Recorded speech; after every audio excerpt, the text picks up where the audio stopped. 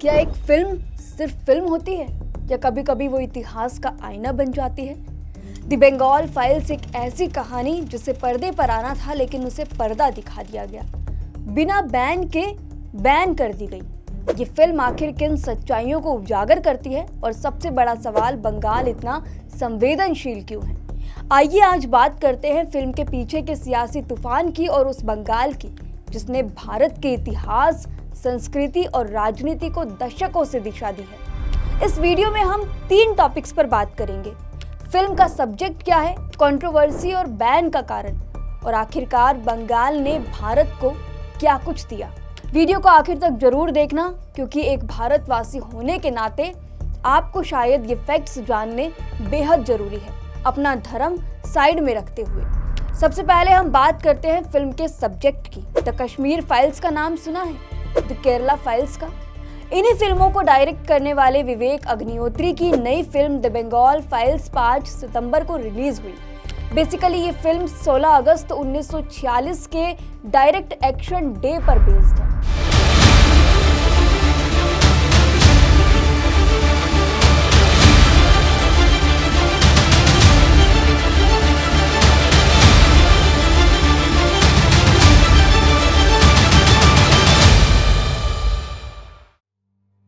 ये film 2 timelines पर चलती है।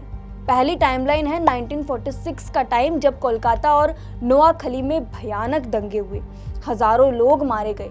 और दूसरा है आज का समय, जहां एक सीबीआई ऑफिसर उन घटनाओं की सच्चाई खोजता है। फिल्म में मिथुन चक्रवर्ती, अनुपम खेर और पल्लवी जोशी जैसे बड़े कलाकार हैं। ये 3 घंटे 24 मिनट की फिल्म है जो इतिहास के दर्द को सामने लाती है।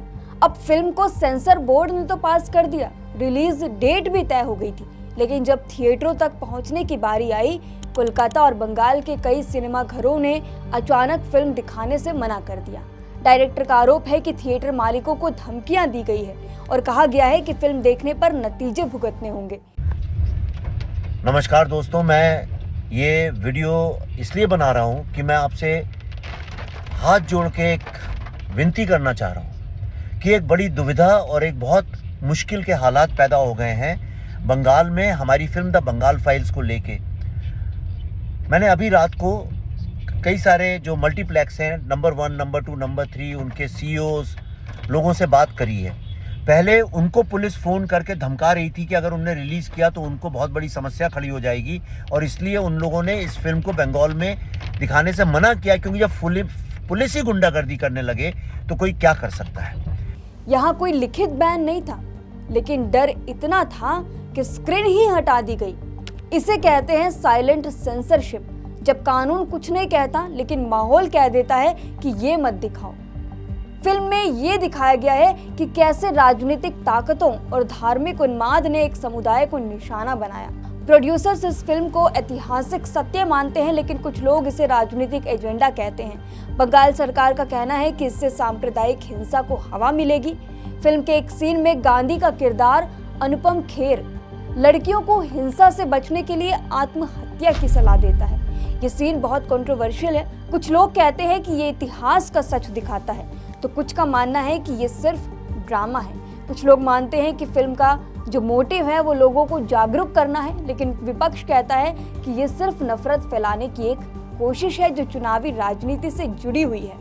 कुछ लोगों का ये भी कहना है कि जिस जिस स्टेट में इलेक्शन होते हैं उस स्टेट के हिसाब से उसके बेस पर फिल्म बना दी जाती है। जैसे जम्मू कश्मीर की बात हुई तो कश्मीर फाइल्स आ गई, जब केरला में इलेक्शन थे तो केरल फाइल्स आ गई। अब सवाल दोस्तों ये उठता है कि बंगाल में ही इतनी तीव्र प्रतिक्रियाएं क्यों आ रही है? ऐसा इसलिए क्योंकि बंगाल सिर्फ एक राज्य नहीं है, ये विचारधारा की लड़ाई का सेंटर रहा है।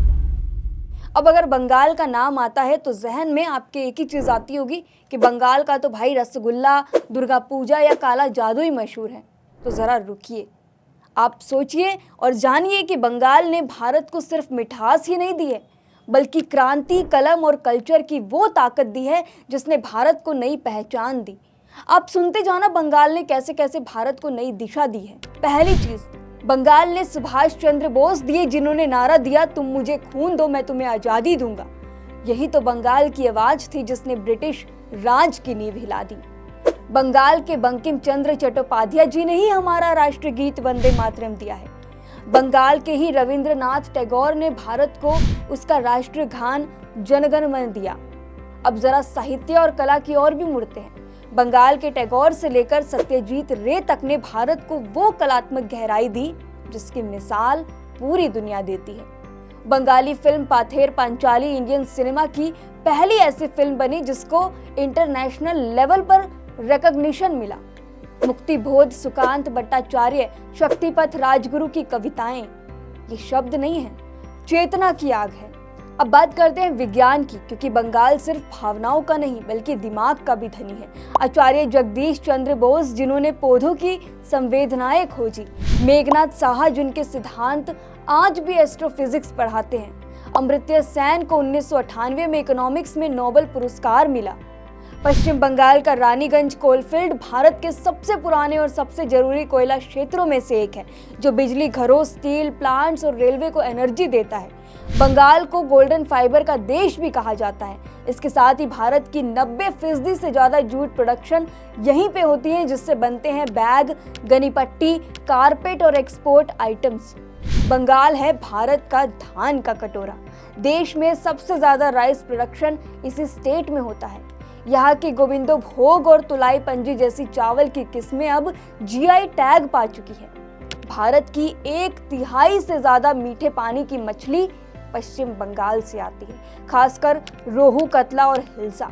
भारत की पहली ट्राम, पहली मेट्रो, पहला पोर्ट सब कुछ बंगाल से शुरू हुआ है। ईस्टर्न इंडिया का सबसे बड़ा बंदरगाह यहाँ से देश का सबसे बड़ा एक्सपोर्ट इंपोर्ट होता है। कोलकाता से लेकर दुर्गापुर तक यहाँ का industrial area steel, electricals, chemicals और टेक्सटाइल्स का भी सेंटर रहा है। बंगाल सिर्फ एक राज्य नहीं है, ये वो राज्य है जिसने भारत को नई दिशा दी है। आप बंगाल फाइल्स के बारे में क्या सोचते हैं? उस फिल्म की कहानी पर आपने देखी है, नहीं देखी है? जो भी आपकी राय है उस फिल्म को लेकर, उसके फैक्ट्स को लेकर के हमें अपनी राय कमेंट सेक्शन में ज़रूर बताएं।